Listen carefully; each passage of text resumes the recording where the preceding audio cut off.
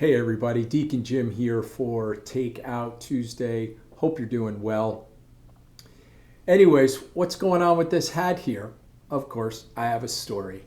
About a week ago, I was invited to go play with Clayton at Countryside and Pastor Rick and David Lilliord, and I walked into the pro shop getting ready to pay, and I had kind of a scraggly hat on. I do have to admit it. And of course, all of them saw that and they started picking on my hat and telling me it looks terrible. Well, I succumbed to peer pressure and I looked around and said, well, I'll buy a hat. It turns out right in front of me was this hat. There were two hats that usually go for 25 bucks. Two of them now for 25. So I'm like, that's a deal. I'll take it. Looks pretty good, right?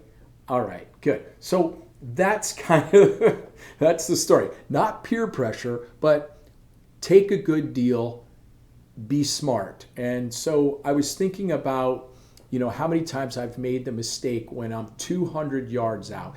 And yes, on a good day to the green, you could hit it 200 yards. Maybe, right?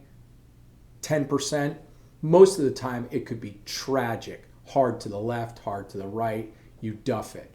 But if you're thinking smart, 200's a little much. Why don't you take your 7-iron, go 150, then you're only 50 yards out, striking the green. Most of the time, the worst thing will probably happen there is you'll get a bogey. Be smart, try to stay smart. And that brings me again to a familiar verse for all of us from Matthew chapter 6, verse 33. It goes like this: seek first the kingdom of God and his righteousness, and all these other things will be added unto you, or all these other things will kind of fall in place or will have their proper priority, right?